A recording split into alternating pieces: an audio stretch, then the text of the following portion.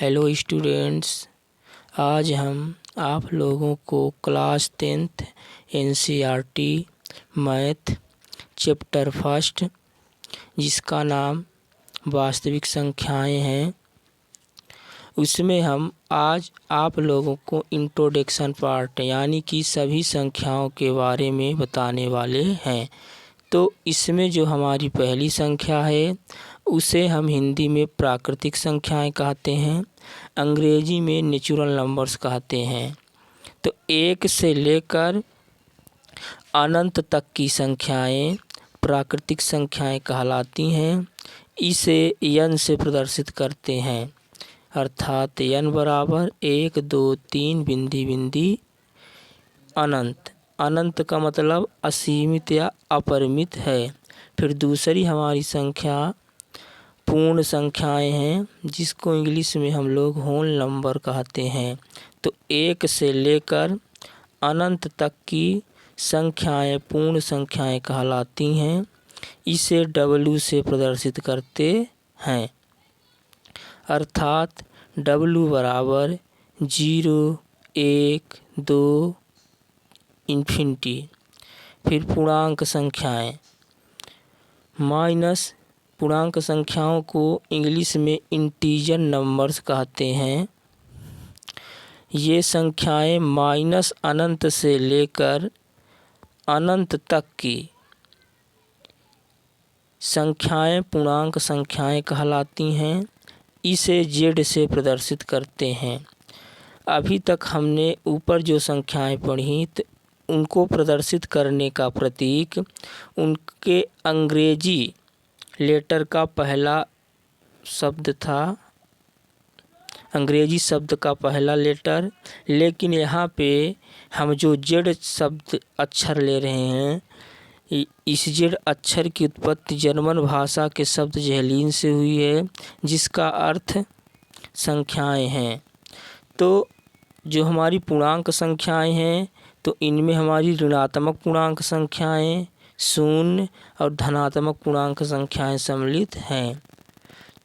तो ऋणात्मक पूर्णांक संख्याएं में सिर्फ माइनस वाली संख्याएं होंगी और धनात्मक पूर्णांक संख्याओं में सिर्फ धन वाली संख्याएं होंगी। शून्य ना तो धनात्मक होता है और ना ही ऋणात्मक होता है। फिर हमारी अगली संख्या परिमेय संख्या है, जिसे इंग्लिश में रेशनल नंबर्स कहते हैं। तो वह संख्या जिसे P/Q के रूप में लिख सकते हैं, परंतु Q डज नॉट 0, अर्थात नीचे 0 ना आए, जहाँ P और Q पूर्णांक संख्याएं हैं। इसे Q से प्रदर्शित करते हैं। और Q अक्षर क्वांट शब्द से लिया गया है। फिर इसके बाद अगली संख्या परिमेय संख्या के बाद जो आती है वह उस संख्या का नाम अपरिमेय संख्याएं हैं। तो अपरिमेय संख्याएं किन्हें कहते हैं? तो वे संख्याएं जिन्हें P/Q के रूप में नहीं लिख सकते हैं, अर्थात जो संख्याएं अशांत तथा अनावर्ती होती हैं, उन्हें अपरिमेय संख्याएं कहते हैं।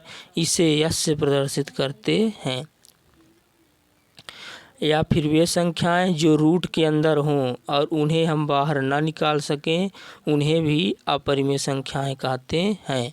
वास्तविक संख्याएं, वास्तविक संख्याओं को इंग्लिश में रियल नंबर कहते हैं। तो परिमेय और अपरिमेय संख्याओं के सम्मिलित रूप को वास्तविक संख्याएं कहते हैं। इसे R से प्रदर्शित करते हैं। यानी कि अब तक हमने जो संख्याएं पढ़ी हैं, उन सभी संख्याओं के सम्मिलित रूप को ही हम वास्तविक संख्याएं कहते हैं।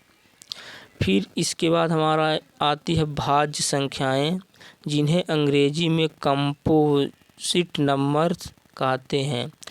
तो वे संख्याएं जो एक और स्वयं के अतिरिक्त अन्य संख्या से भी विभाजित हो जाती है, उन्हें भाज्य संख्याएं कहते हैं। एक ना तो हमारी भाज्य संख्या होगी, ना तो अभाज्य संख्या। 2 यह एक और स्वयं से विभाजित हो रही है, लेकिन इसके अलावा अन्य संख्या से विभाजित नहीं हो रही है, अर्थात ये भी भाज्य संख्याएं नहीं होंगी। जबकि 4 जो हमारी संख्या तो 1, 2 और स्वयं से भी विभाजित हो रही है, अर्थात सबसे छोटी भाज्य संख्या 4 है। अभाज्य संख्याएं, तो अभाज्य संख्याओं को अंग्रेजी में हम प्राइम नंबर कहते हैं। वे संख्याएं जो 1 और स्वयं के अतिरिक्त अन्य संख्या से विभाजित नहीं होती, उन्हें अभाज्य संख्याएं कहते हैं। सबसे छोटी अभाज्य संख्या 2 है। नोट 1 ना तो भाज्य है और ना ही अभाज्य है। फिर हम पढ़ेंगे सहभाज्य संख्याएं। सहभाज्य संख्याओं को इंग्लिश में कहते हैं को प्राइम नंबर्स। तो को प्राइम नंबर्स किन्हें कहते हैं? तो वे ऐसी 2 संख्याएं जिनका HCF 1 होता है, उन्हें सहभाज्य संख्याएं कहते हैं।